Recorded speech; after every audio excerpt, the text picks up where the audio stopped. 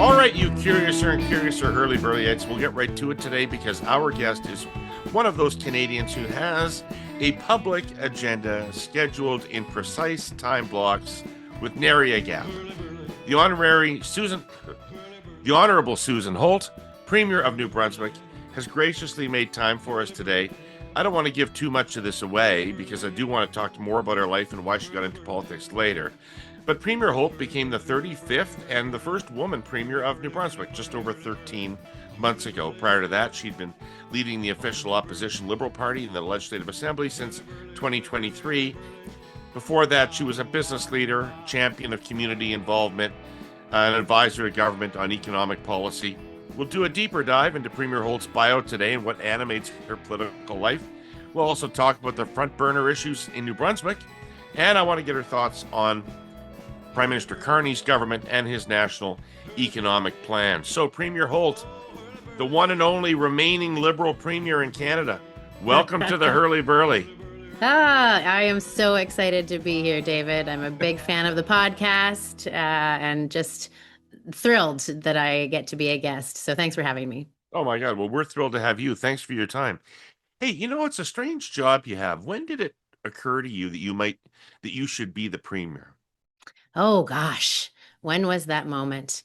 There was a moment when some folks approached me to run for the leadership of the party that caught me totally off guard. Right. But I think that moment certainly connected some dots because I was a kid who was, I guess you could say, political without knowing it. I was the student council rep, right? I ran my first campaign in grade 9 with posters and with buttons and with slogans and giving speeches to get elected to student council at my junior high school and at my high school and even at university.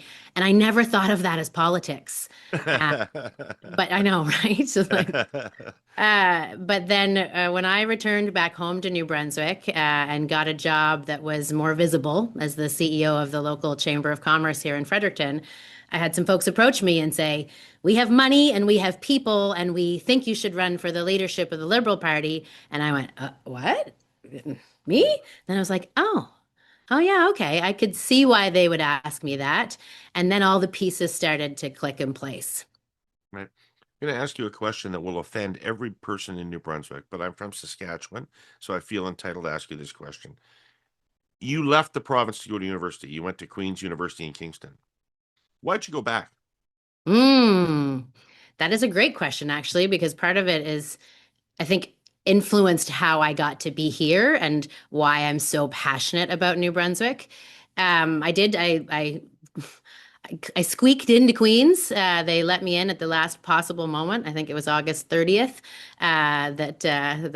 somebody must have said no and I got bumped in.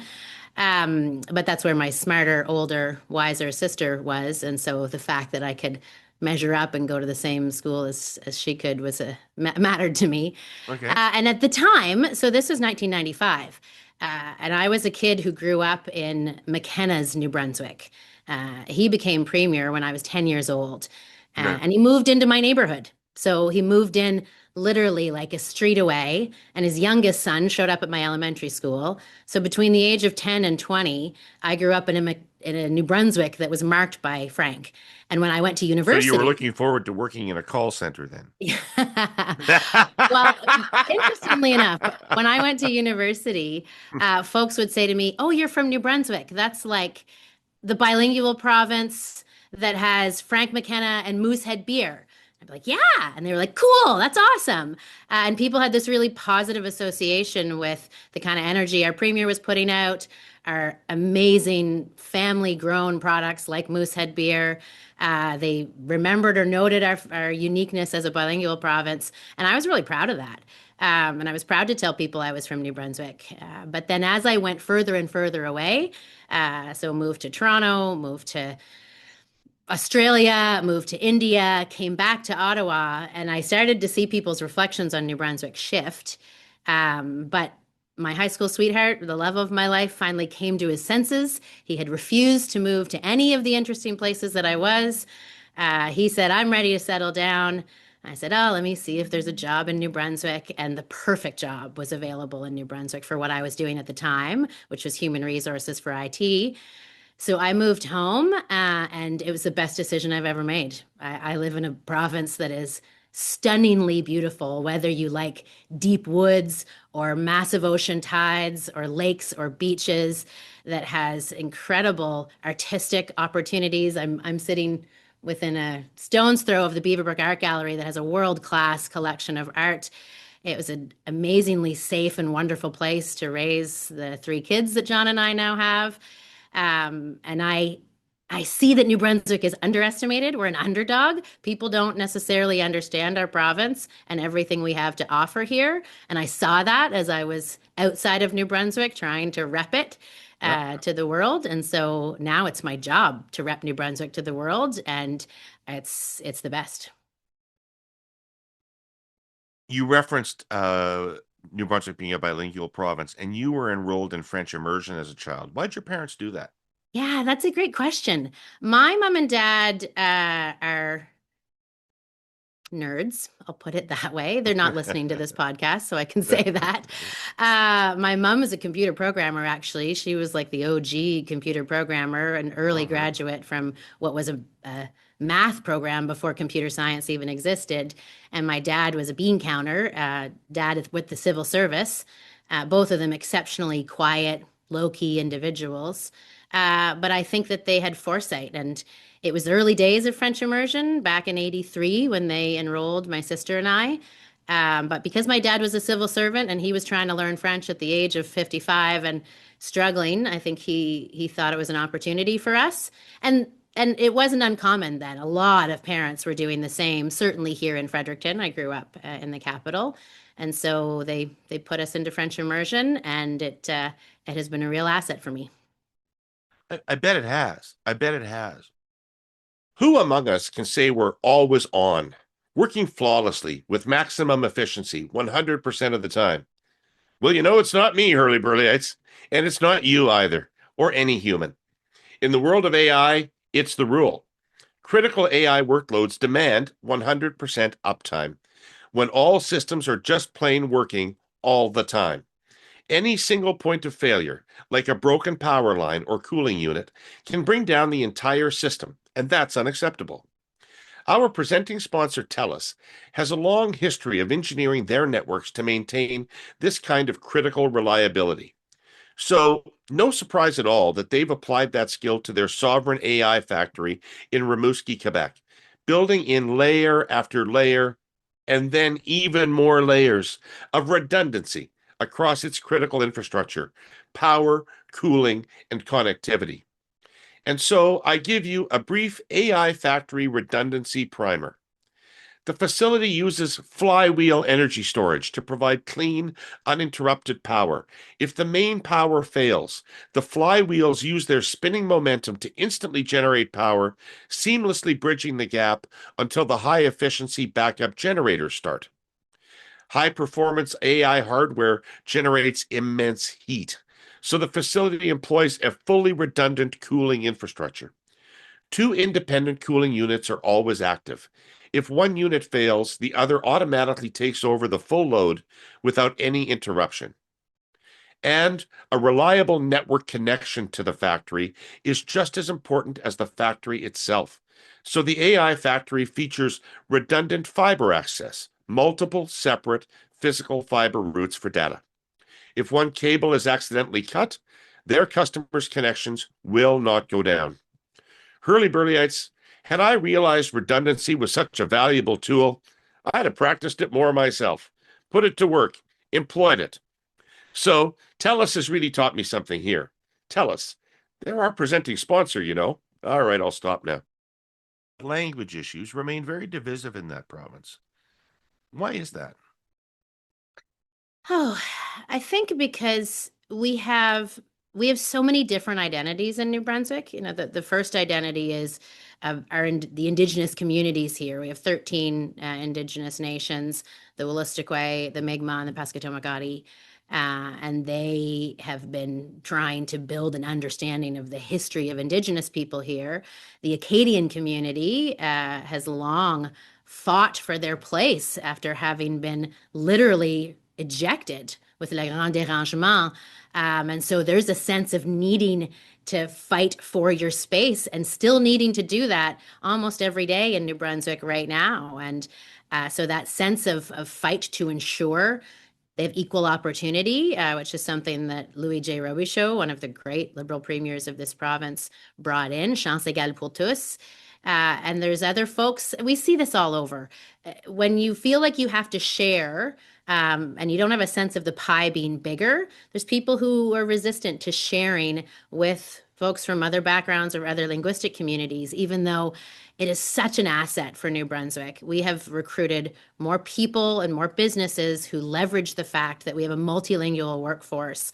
And it also contributes to our culture, our exports, the kind of exports that we do on Francophone music and art and theater is actually it's significant, and it rivals what we export from an Anglophone culture product perspective as well. So I think those tensions, I don't know. It's kind of like the north side and south side of Fredericton. They're always going to be there, even though the city has amalgamated, and people refuse to say that they're from Fredericton. They're from Marysville. They're from Devon. We hold on to those identities and those roots pretty deeply, and there still is an equality here. So there's a need to fight, and that creates friction.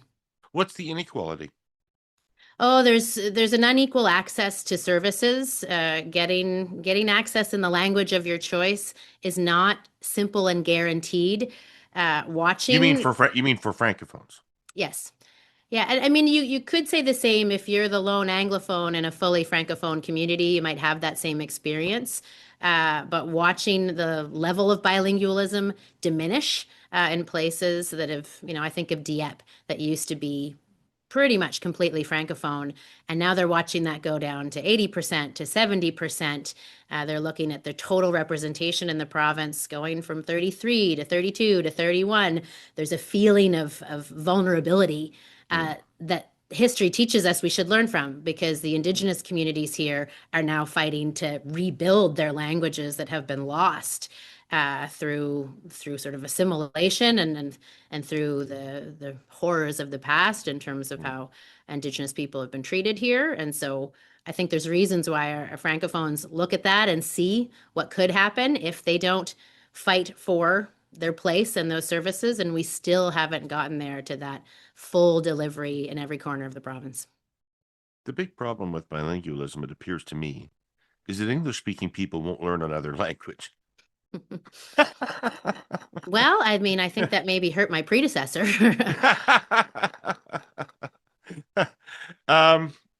So you decided, some people came to you and they said, we think you should be the premier. And this is in 2010? 2010. So we're talking pre-Trumpian days, a different world. What would have motivated you at that point to say, yeah, that's something I want to devote my life to doing? I mean, public life is a very, very, very big life change for people to make. Yeah, it didn't motivate me at the time. I said, "You guys are nuts. No, I'm not in." But it certainly planted a seed that, I mean, I mentioned I was a kid who did this kind of thing. Yeah. And for me, Frank McKenna was the guy that walked down the street and we partied in his garage. And so it didn't seem impossible after they had suggested it. But for me, it was, I love this place. I am a diehard New Brunswicker, and I am a massive cheerleader for the opportunity that New Brunswick presents, that you can build the kind of life that anyone would envy here.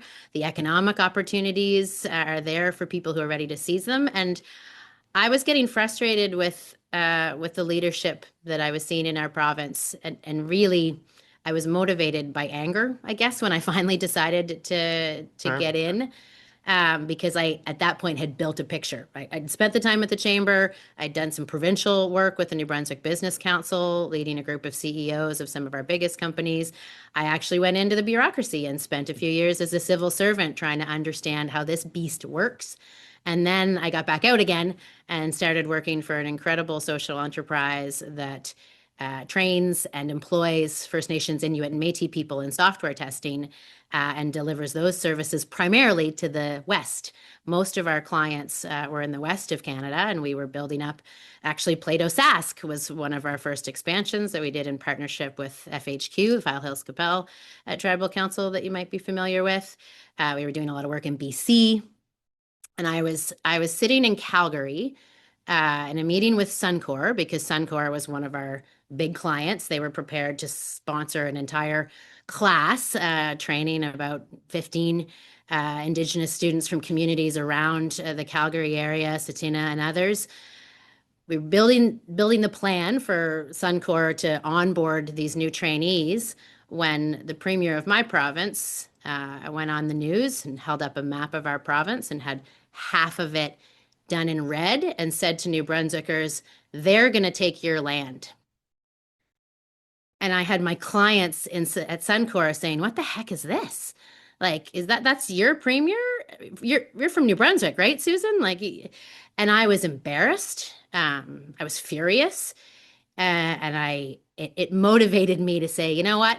There's got to be better leadership than this for New Brunswickers. And so I'm going to start poking around. And at the time, there was a leadership race happening, and checked out the candidates that were presenting themselves. Went and reached out to some friends to say, come on, is there a woman that's going to get into this race? I'd love to support her. And that ended up with it being, actually, Susan, you're the woman and you should do this. And I was angry enough and crazy enough and in love with New Brunswick enough to decide I wanted to do it. Well, okay. But it was crazy because you were almost certain to lose because the federal government was liberal and had been in place for quite a number of years. And there's this time-honored trend in Canada that when the federal government of one stripe has been in office for a number of years, provincial parties of that stripe start losing elections if they're in power. They lose power, so usually at the end of a long stretch, there's no provincial parties that resemble the federal party in office. And so you're at the end of the Trudeau government when they are in the depths of their unpopularity, and you're running as a liberal. And I'm just going to say it. Higgs must have been very unpopular for you to win. What was going wrong? Yeah, that's accurate. Higgs was very unpopular, and the story that I told illustrated a little bit of why. He hadn't shown respect to New Brunswickers, whether they were First Nations, whether they were Francophones. He refused to learn the language, or follow the Well, path of his refused to learn it. predecessors. He's an old Confederation of Regions guy. He's Yeah, against French. yeah. Right. And he had opportunities because there was a review of the Official Languages Act happening under his government, and his predecessor, Lord Allward, other Hatfield, had all strengthened that in their time, and he refused to. But he was disrespecting nurses and disrespecting doctors. He lost respect of his own caucus. We saw people walk because he was threatening trans kids in this province.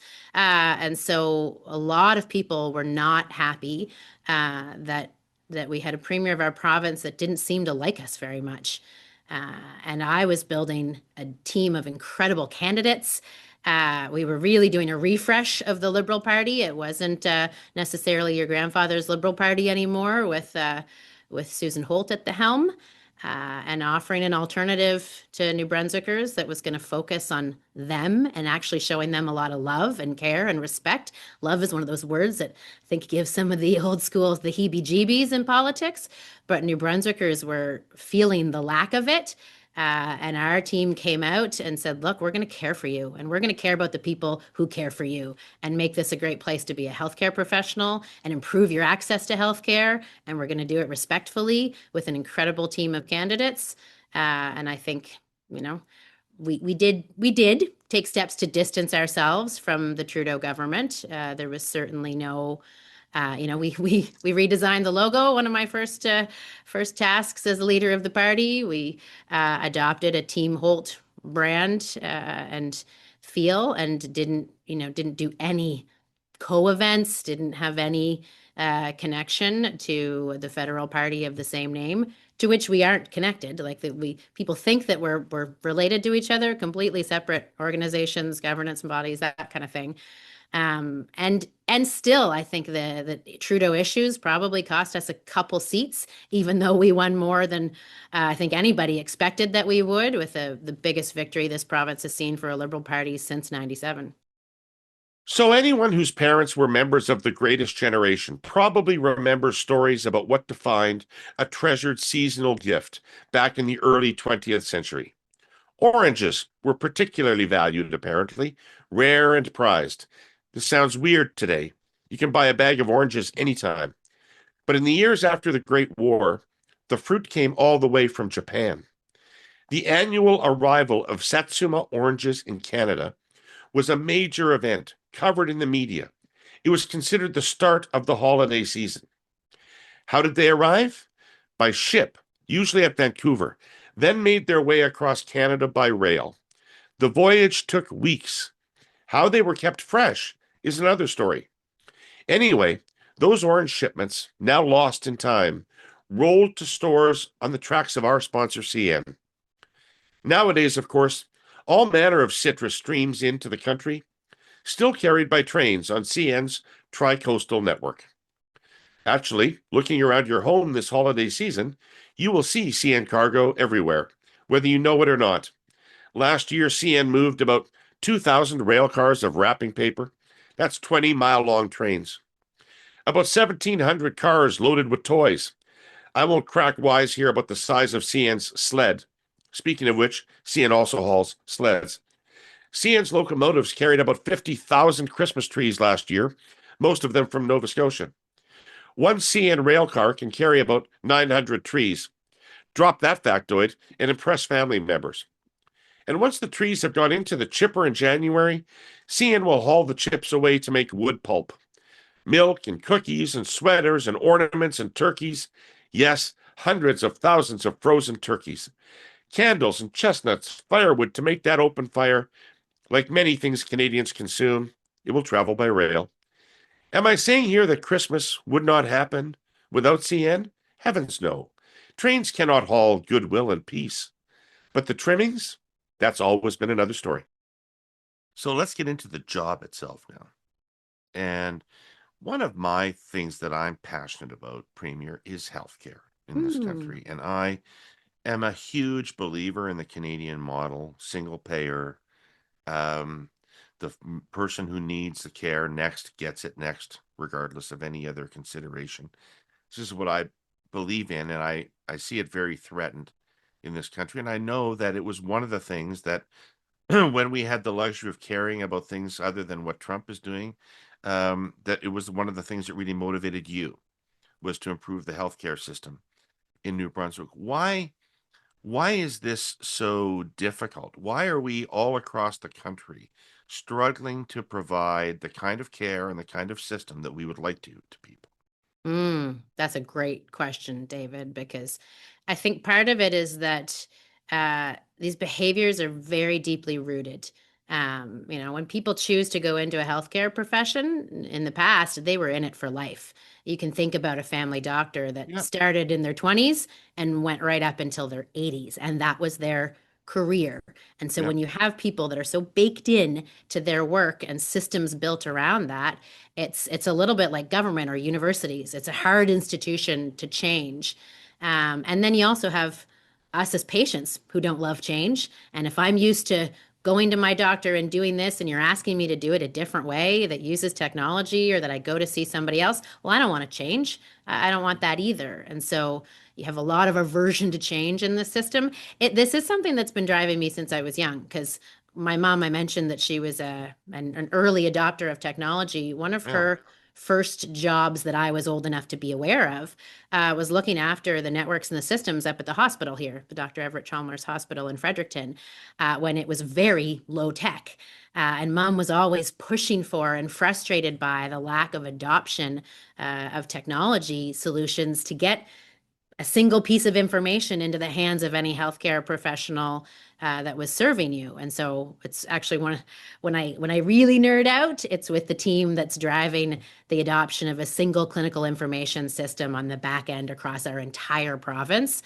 And then our new push that we just baked into our contract with the doctors of a need for that electronic medical record that will plug into our data systems so that we can get more efficient and tell your story once as a patient. One time you can describe your history and your trauma and then have that information at the fingertips of any healthcare professional that is serving you, Right. because it's going to take a team, right? The one thing that we ran on that we considered was our flagship, we announced it pre-campaign, whole team there, was our commitment to transform primary care into a truly collaborative model and to build these community-based collaborative clinics in every corner of the province. We promised 10 in our first year, 30 within our mandate. And we put out some metrics that we were going to move the needle on patient attachment from the 77% that they were sitting at up to, we set a goal of 86. I think actually we can do better than that now that we're actually in and seeing how the pieces that we've put in place have changed behaviors.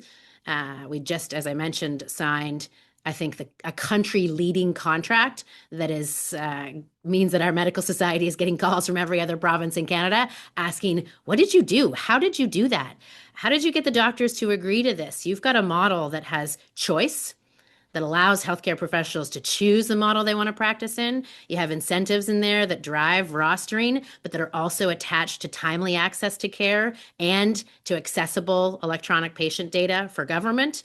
It's the best primary care contract in the country, and with it, we are going to change how we deliver primary care, leapfrog the other provinces, attach every single patient, and do it more efficiently. So I'm excited for the what you're going to see from New Brunswick in the months and years ahead on the transformation of the healthcare system, and then we can leverage some of the other things that we were early adopters of. Right, we have folks who have been doing e-health for a long time. We have an extramural model of care that has been copied by multiple other jurisdictions that recognizes rural life and brings nurses and OTs and PTs out to your house. And imagine if they were doing that with a data system that was connected to every other healthcare professional you worked with. So, and then you connect that to a home care model that means, birth to death, you are covered by a team of people looking after your care in a seamless way. So How it's much more money does all this take? it's not cheap.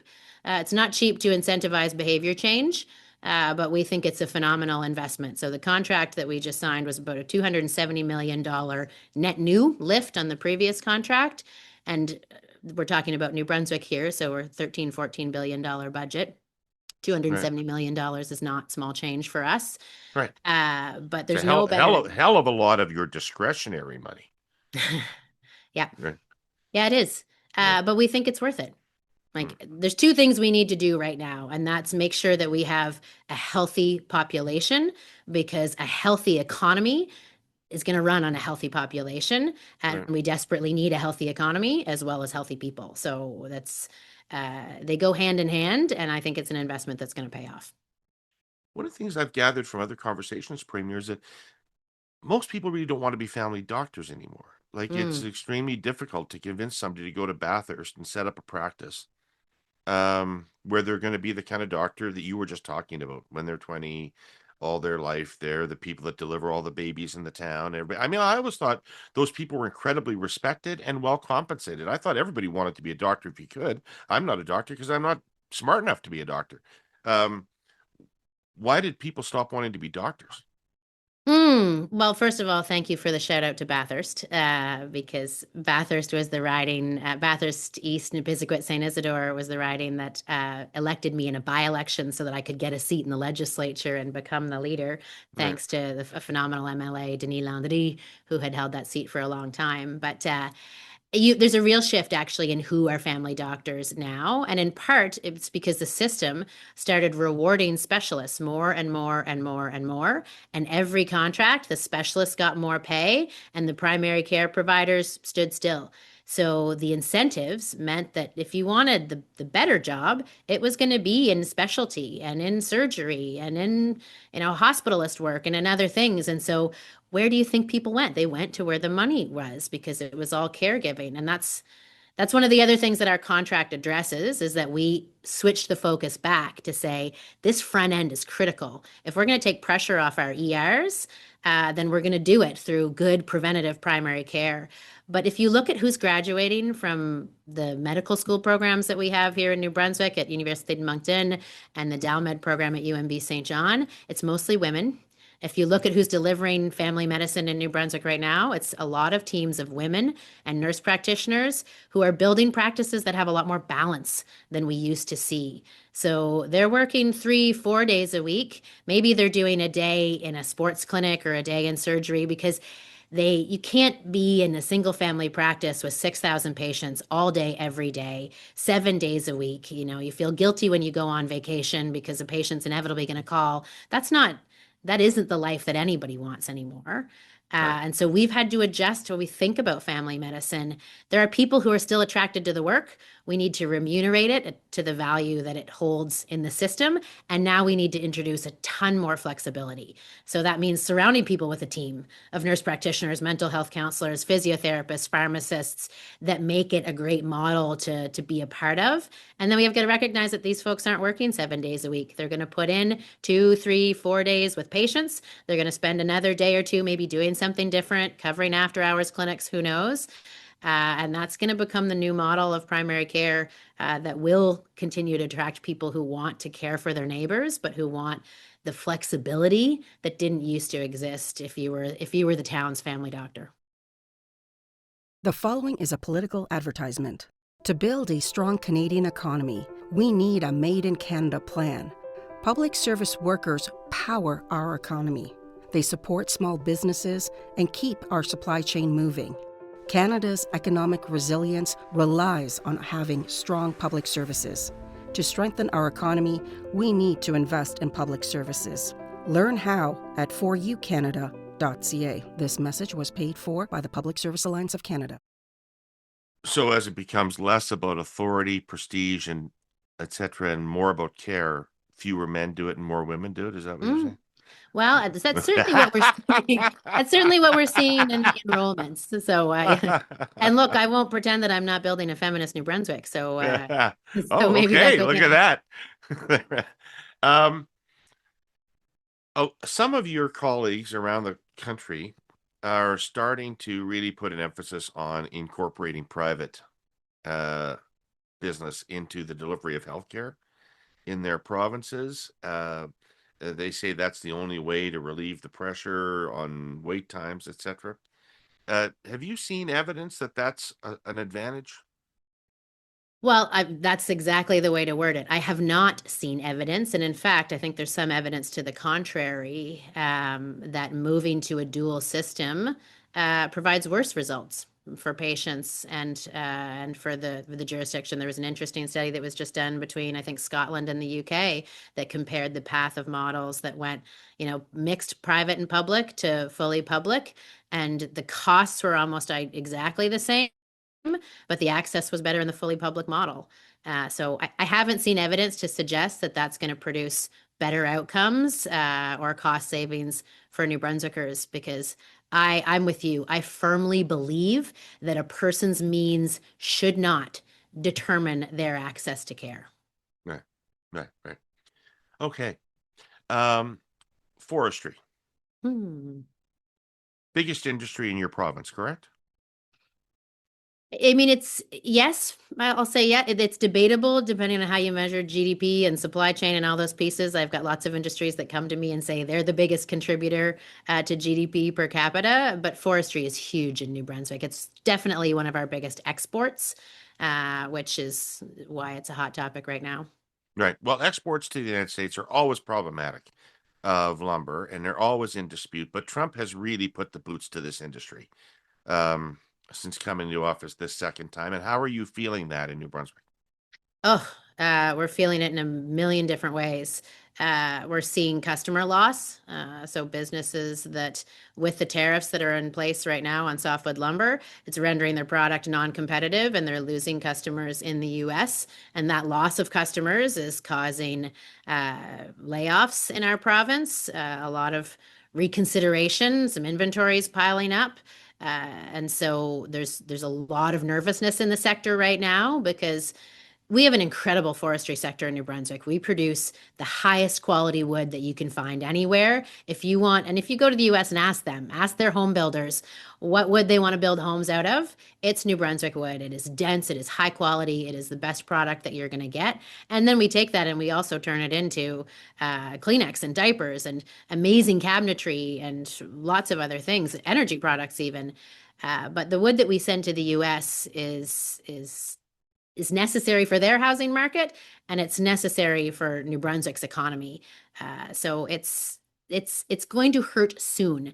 We have very resilient companies. We haven't seen the kind of curtailments that Quebec and BC have seen already because our companies know how to get through lean times here and have lived in a volatile space, but we cannot sustain 45% tariffs and duties on softwood lumber for many more months. So we're really pushing the Prime Minister and his team to get to the table on softwood lumber. We think there's a deal to be had. We'd like to see it advancing before the pain becomes really, really unbearable here in New Brunswick. And we only have a matter of months. Assuming we're not able to get any relief, are the support programs in place if unemployment starts to rise? Yeah, well, this is where you get that vicious circle of any supports that we provide can hinder our chances of getting a deal done in the US because the creation of the duties was because of what they perceived was inequities and how the sector was subsidized at home. Now, we've argued that point with a really strong case, but at a time like this, if we start intervening with government subsidies to support, that's going to hurt our long-term goal of getting these tariffs eliminated altogether. So we've been working really closely with the industry to try to put the right packages together. And actually, really interestingly, we're starting to see the power of this last year of Canada really adopting a buy local and support each other mentality so that when one of our local cabinet makers lost 30% of their business in the US, they saw an upsurge of 25% of new clients from Atlantic Canada and from Quebec that have started seeking out Canadian suppliers for things they wouldn't have otherwise. And government, we're starting to think about, could we build schools out of wood?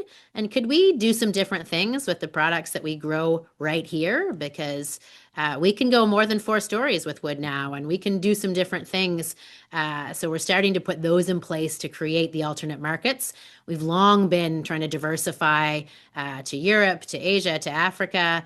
A little harder to compete with South America in terms of how they grow and manage wood.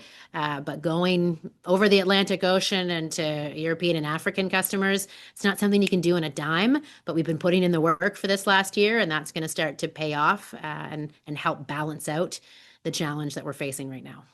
Right.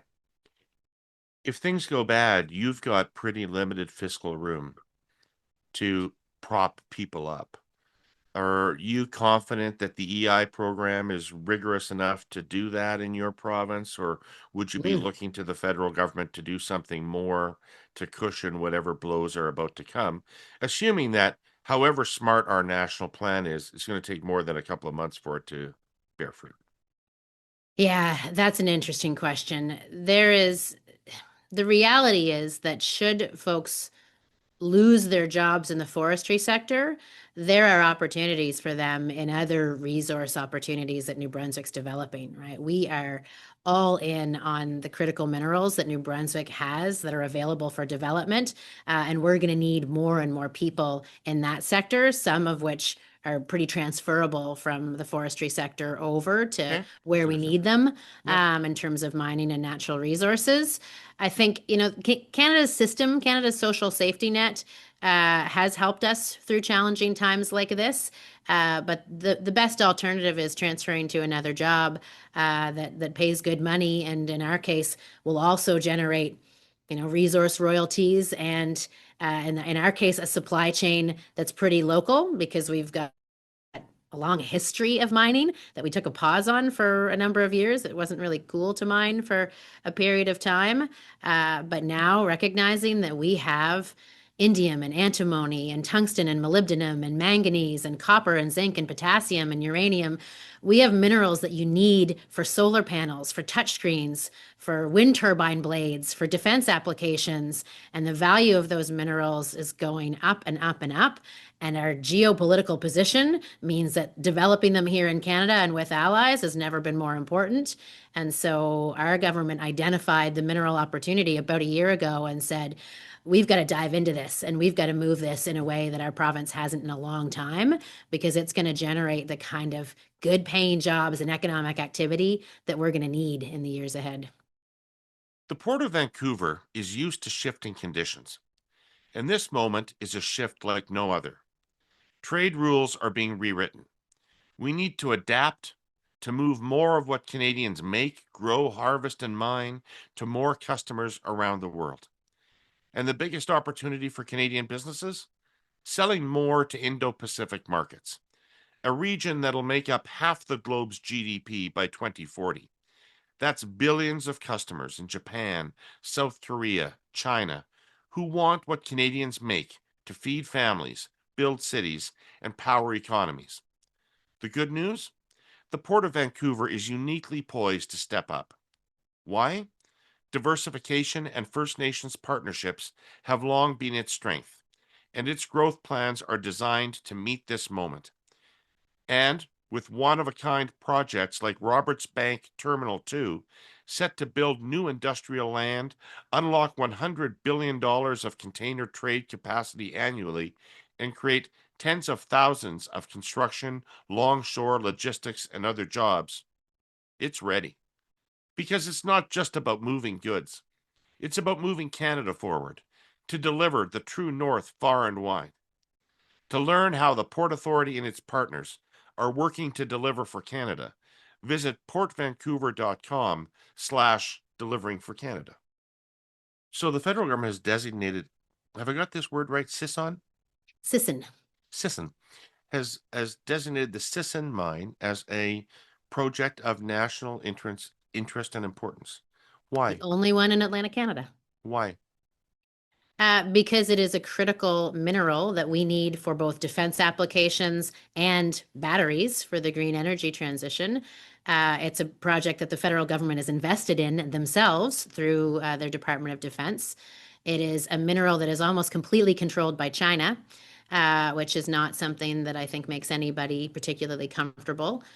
So when they put the G7 coalition together, and when we said we have a mine opportunity here for a mineral that's critical to Canada's sovereignty and to our interests in green energy, and it's a project that has agreements and benefit agreements in place with First Nations communities. It has a supply chain ready to go and do this work, and New Brunswick companies that can do it. We have some infrastructure that can support the next phase of processing. It's a project that could move quickly if the federal government came to the table, designated it as a project of natural interest, and provided support with a price floor. And so we made that pitch to the Prime Minister and his team, and they saw what we saw, that this is critical for our defense interests and for our sovereignty, and it also contributes to our goals of being an energy superpower and adopting and being able to build the kind of energy products that New Brunswickers and Canadians need. So we were pleased to see that they heard it and they agreed with us, and now we're going to move that project forward in ways that I think even Canada hasn't seen. We're going to make this the best mining project Canada has ever done. You mentioned Indigenous support for this project. How did you acquire that? I've been watching the AFN over the last day or two, and it feels like the Indigenous community writ large, and it's obviously a very large and complex and different, so I can't speak for everybody, but it feels like they are positioning to block rather than to facilitate development. And so I'm interested in how you got around that specifically in New Brunswick, and whether you have any thoughts nationally on how to bring on how. I guess I had a conversation with Cindy, and the national chief. And what I didn't hear was the urgency. It wasn't that she was against these things. It was, Canada's come out of this sort of Trump thing by holy God, we've got to rebuild our whole economy really quickly. We've got to turn this around. We've got to develop independence from the United States and new things. And this all has to happen really, really quickly. And it's that urgency I don't sense. Hmm. Yeah, there's a lot in that question, David. I'm going to see if I can break it down because I want to separate two things here. It's I can appreciate the perspective of the AFN, particularly given C5. I think their sense of how that came about would lead them to be very cautious about giving their full-throated support or consent to what's happening federally. But here in New Brunswick, it's been different in two ways. So much of this work was done previously. This was a project that was identified in the early, must have been 2010, 2012, started to move into development through 2014, 2015, when environmental impact assessments were being done and the work was being done to engage the Woodstock First Nation, the Wolastoqey Nations that are in the territory of the mine, and to work out with them conditions under which the mine could move forward, royalty agreements, benefit agreements, that kind of thing. And there was a lot of hard work that went into that wasn't under a time pressure. There wasn't urgency to get it done now. It was get it done right. And even now that we are that project then stalled because of the Chinese influence on prices, and the market wasn't there at the time, and neither was Canada's interest. Now that we see the importance of these minerals, tungsten and molybdenum specifically, the opportunity in the marketplace, and the window that we have on that opportunity, and I'll add to that the fact that our government has done the work. I mean, you heard me say one of the reasons I got into this job was because of the way that our previous premier treated First Nations people. Whereas I had been doing work for a company who was born out of reconciliation. Like Plato came to be because of the Truth and Reconciliation Commission and its work and how its recommendations impacted the CEO of PQA to create Plato and to go about that work.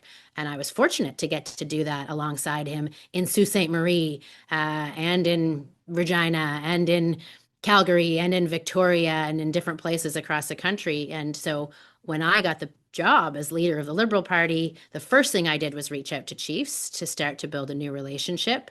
When we were elected as government, we acknowledged that this is traditional, unceded and unsurrendered territory, and we set to work to rebuild relationships that had been burned, and renegotiate agreements and chart to get out of the courts where we were in battles with First Nations, and to earn the kind of trust and build the kind of relationship that would let us come to the table and say, we see a mineral opportunity, and we're sitting around with all the chiefs saying, how are we going to go about doing this together? And how do we take those previous agreements that had been signed for accommodations and benefits and modernize them 10 years later to introduce equity components and to make them right for the times? And we're doing that because we have good partners. We have First Nations leaders that want to see their communities thrive, that want employment and activity, and that trust and are going to be part of the fact that we do this as safely as possible, and that we do this with the kind of environmental engineering that the University of New Brunswick is known for, that we do this with the latest techniques and technologies, and that they are going to be a part of it from the very beginning right through to the very end. And so I think that's why we here in New Brunswick are able to move some of these projects, is because we've put the work into the relationship and the communications, and we're going to move them at the speed of business on the back of the foundation that we've built. Right. All right. That sounds really interesting. When you were working on this issue, you were working with the Carney government, with the federal government. How did that go? And what's your sense of the state of the Federation these days? It was interesting to navigate the lobbying for major projects. I mean, you would understand this, David. Every province was out there pushing their projects to every minister that they could meet with, and trying to figure out, this is a new team, a new government, who are the influencers, who are the insiders, which minister matters, and how do we make sure that everybody, when they're talking about New Brunswick. You have one. At least one there. Yeah, you have one there. Yeah, we do have at least one, and actually, we have some pretty effective influencers. Some of whom are new to the table and game, and some of whom have been around a long time and know how to do the work in Ottawa in the hallways and in the cafeterias. So we leveraged certainly Dominic and the team here in New Brunswick, MP Long, MP Miles, and others. But we saw the power that Minister Hodgson was holding, given his both proximity and relationship with the Prime Minister. He had been assigned a lot of these files. He was certainly responsible for minerals and had a good relationship with Dawn over there, the new CEO of the Major Projects Office. So we had to get in front of her and get in front of him and paint the picture and show our readiness to deliver results on this project, make really clear what kind of support was needed from the federal government, and show that our interests were aligned. And look, New Brunswick was pitching multiple projects because we are kind of the hub of the East. So we were talking about our Eastern Energy Partnership and the work that we need to do to connect all of the different forms of energy generation and opportunities that are here out East. We were talking new nuclear, we're talking transmission, pipelines, LNG terminals, port investment, and other things because New Brunswick is just ripe with Are you going to build a opportunity for this. reactor? We have a reactor. I We know have you have the Point original Le Pro, but reactor. are You you know, going to? of course, you know Point Le But Pro. I know about Point Le Pro, but you don't like to talk about it much. And Happy to. No, but I would. I mean, Canada learned a lot about how to do nuclear energy through LaPro because we were the first CANDU reactor. There's a lot of learnings from LaPro that got leveraged over there in Ontario. And now some of that learning may be shared because they're going to learn some things at Darlington on SMRs. We have a couple different innovative versions of SMR technology that are being developed in New Brunswick right now. And what we have that nobody else has is a ready site.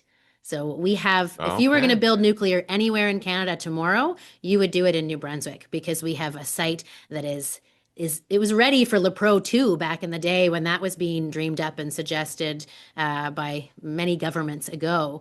And so we're looking at new CANDU technology. We're looking at the SMR technology. We need that base load. We're looking at an interesting financial model because many other provinces also want access to that nuclear power to help them stabilize what they're doing with intermittent wind and solar. And Right. so New Brunswick sits as kind of the hub between Nova Scotia and PEI and even New England and Quebec, as a place that has a lot of infrastructure and a lot of systems that can help us generate a lot of different kinds of power. And so all that to come back to your original point, we've been having a lot of conversations with Ottawa, Right. and helping the Prime Minister and the team become familiar with New Brunswick. And like I said originally, some of the things that people don't know about us, this little small but mighty underdog province that has some serious heavyweight assets when it comes to nuclear reactors, LNG terminals, pipeline, and other things, and minerals, as I've been talking about, and more. Right. Um.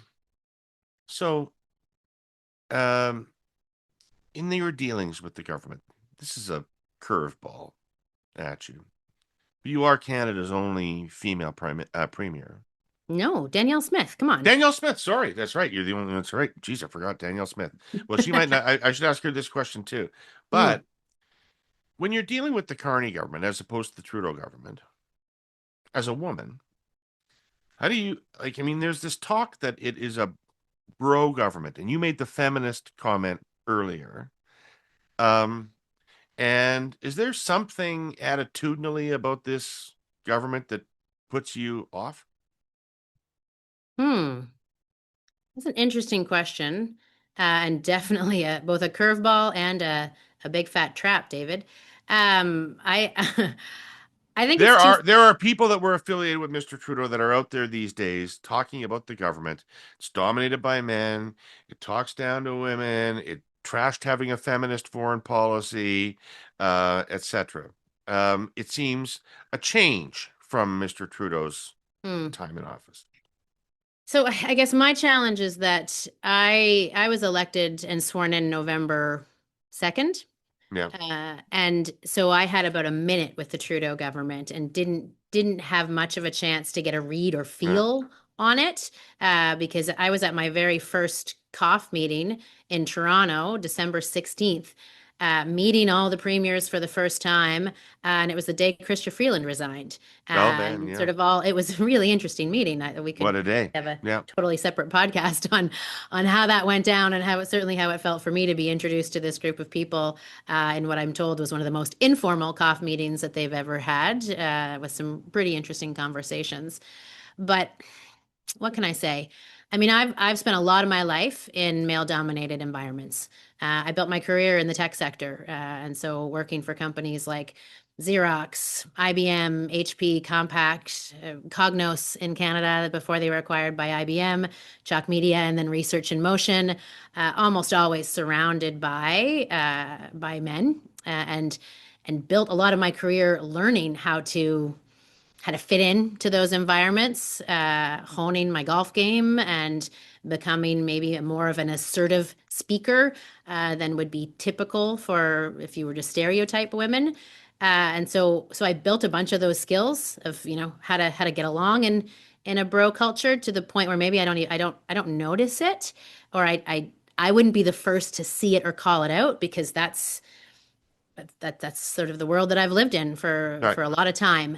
And if anything, I've been working hard over the years to shift, to move myself out of that mode of leadership, and into one that is more empathetic and is more caring and throws around the uses of the word love in terms of politics and policy and work, and to get back to something that is maybe more caring, more stereotypically feminine. So it's too soon for me to tell or take a read on that. I certainly feel comfortable and welcome around the table in our First Ministers meetings. I feel like Carney and I have a good relationship and have been able to call, talk, text, meet, and get our points across. And I feel like when I've asked for things, he's responded, whether that be Sisson as a major project or whether that be some other initiatives that we've put forward to government. So it's something I'll be watching.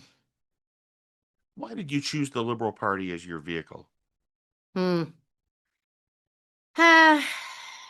a good question, because I was asked by a bunch of parties, I guess, after that. And the initial ask actually was to run for the leadership of the Liberal Party back in 2010. But I said no. And then lots of different parties approached me in the time after that. But as I mentioned before, 10 to 20 years old, I was a kid in Frank McKenna's government, not in his government, but in Frank McKenna's New Brunswick, and watched him sweep the province in a feat that hasn't been done, I think, by a politician anywhere, every seat. And I thought, what I saw of the Liberal government in New Brunswick at the time was that balance between caring for people and moving things forward in a way that respects an individual and their needs, while also driving our economy forward, which was something that Frank was known for, looking for those opportunities to innovate and improve our education systems, our healthcare systems, but also economic opportunities for New Brunswick in ways that there was a place for everyone. And so that resonated with me. And it was, its values aligned the most with mine. We want New Brunswick to be a place where everybody can live well and find success here and be celebrated for who they are, but have a great job and a great lifestyle in this place without barrier or discrimination. So, I think we can do both of those things. We can be economically successful. We can be socially successful. We're just the right size to do it. Nobody's far away in New Brunswick. You can get connected to who you need in a matter of a couple phone calls. So it is a great place to build something. One of the things that makes it unique is the existence of the Irving family. No other premier has anything similar to deal with, which is a multi-tentacled business operation that winds its way from media through all aspects of forestry, retail products, gas stations. Their impact on the New Brunswick economy is immense. Their power must be immense. What impact does that have on the premier of the province? That's a good question. And hard for me to answer relatively because I don't know how other premiers experienced the Irvings and their businesses, and my experience may be a little bit different. So I mentioned that I was the CEO of the New Brunswick Business Council, of which JD Irving was a member, and actually at one point we were trying to recruit Irving Oil to become a member as well. So I had spent time with Jim Irving, the current co-CEO of JDI, as a member of the Business Council, engaging with him on issues that were of shared interest to the other members of the Business Council. So we had a pre-existing relationship, I guess I could say, and one that had its ups and downs. I'll also say that. So Jim Irving and I had points of disagreement and points of agreement in some of the work that we had done before. But you're not wrong that the companies are exceptional at looking after their interests and building the best possible business that they can, the strongest possible business that they can. That is their goal. And that's the same as any other private sector company, really, is to serve their clients, to serve their shareholders, and build a strong business. The government's responsibility is different. Governments have a responsibility to ensure that benefits are widely experienced across our population, that we're looking out for the greater good and trying to balance our infrastructure needs, our investment opportunities with the things that are going to benefit the most people in the most places. And so it's been interesting to watch Irving's approach to engagement, to lobbying. I used to tell a joke that after I won the Liberal leadership, the first phone call I got was from Frank McKenna. Like, I don't know, the man must have spies everywhere, because it was like I wasn't even off the stage and there was a call from Frank coming in. And then I think the next two things that I got that were requests for meetings and time, one was from the New Brunswick Police Association and the other was from JD Irving, right? They're on the ball, ready to build those relationships, to make their case. And look, when I was a civil servant, I saw the breadth of their government relations when they would come in to present to civil servants because they had done research on a particular, let's say, spruce budworm, and they had funded research at the university, and they had scientists lined up, and they had the best slide decks you've ever seen, and it was comprehensive and it was compelling. And the poor civil servants that were in an underfunded policy shop that didn't have access to the same science, that that were sincerely trying to do their work, but surrounded by this professional government lobby, I watched that tension play itself out. And so they are a significant employer of New Brunswickers. They are a significant generator of economic activity, supply chain activity, and they deliver some of our most crucial products, whether that be gas at the Irving gas station, or whether that be the 2x4s that we're going to build your deck with, or whether that be the diapers or the toilet paper or the tissues that you use. Now, they're no longer in the media business, thank goodness, but they are ever present and they employ a lot of people. They invest in a lot of charitable organizations and others. But at the end of the day, they are looking out for the best interest of the Irvings. My job is to look out for the best interest of all New Brunswickers. And so there is friction, there is conflict, but for me, they are another business. We have many of them. We have McCain's, we have Moosehead, I was just at Organigram, who employs 800 New Brunswickers in the cannabis space. We have CFB Gagetown, which is a different entity altogether, and what we need to do to support the defense sector now with our cybersecurity industry that also employs hundreds and hundreds of people. So they are a business in New Brunswick. And I think oftentimes they get treated like they are the business of New Brunswick, but they are one of many. And so I mean, if I can switch gears a little bit, I think people do feel like the Premier's office is controlled by the Irvings. And that is absolutely not the case. And I could certainly give examples of times where we've been on very different pages. But one of the things that I started doing when I became Premier was provide New Brunswickers with a view to my calendar. So every Monday morning, I create a little video to say, here's what I've got on the go this week. This is who I'm meeting with. This is where I'm going. These are the conversations I'm having. This is what I'm doing. And every time I meet with the Irvings, It gets mentioned there. And I say every time because it's happened twice in the 13 months that I've been here where I've had meetings with JDI or Irving Oil. Right. And now I will say, with the exception of their inclusion in group meetings from the forestry sector, right? We'll bring all of our lumber producers together and JDI will have representatives, and those go in the video as well. I say, I'm meeting with the lumber producers to talk tariffs, or I'm meeting with JDI to talk about their wind project and to talk about, and so you can see how often they show up in my calendar compared to when I'm meeting with the doctors or with the nurses or with the unions or with the universities or with you name it. We put it out there, and it doesn't take up as much space as I think people imagined that it would have. You know, there isn't a weekly meeting where we sit down and Right. And collaborate they on what's give going to you your happen marching next. orders and off you go. Yeah. No, no, Yeah. gosh, Yeah. no.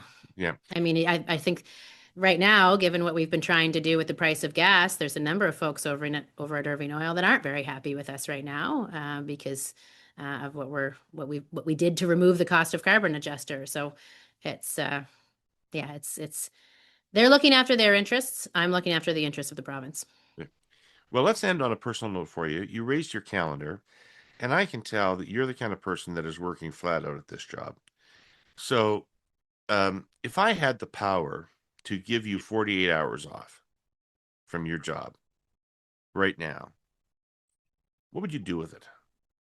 Oh, does my family know I have 48 hours off or not? What if you want them to? Because that's always the dare, right? My first instinct was, oh, I want to go and be alone and read a book and put on some music and just. But the other part of me was like, I want to go home to my girls and spend that time with the family and Right. probably play some board games and maybe What kind of a snuggle book up on would the you read? couch. And what kind of a book? You know what I'm reading right now? This won't surprise you. I'm reading Jacinda Ardern's A Different Kind of Power. I'm partway Oh, through, right. and because her tenure I watched very closely her Yeah. period as Prime Minister of New Zealand, and it was too short. And so the fact that she was in for 5 or 6 years certainly gave me pause. But yeah, reading her book. Yeah. What kind of music would you be listening to? Oh gosh, it'd be a mix of Indigo Girls, maybe some Pink Floyd or some Grateful Dead. What else? I mean, some David Miles. I've got to rep the Sure. hometown boy. David's got some great music out there. Yeah, maybe a bit of Crosby, Stills, Nash and Young if I go back to my time as a hippie camp kid. But Yeah. Excellent. All right. Well, those are all excellent choices. Hey, listen, as we look forward, are you an optimist or a pessimist? oh gosh, optimist.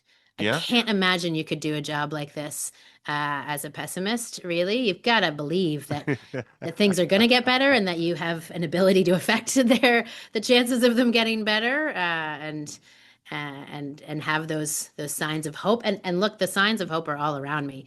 New Brunswickers are New Brunswickers are humble. Maybe that's one of our downfalls is that we don't talk enough about the amazing things that we do here. But my gosh, we're gritty and we're resilient, and there's folks here that can make something out of nothing, or they can take a piece of wood and turn it into something phenomenal.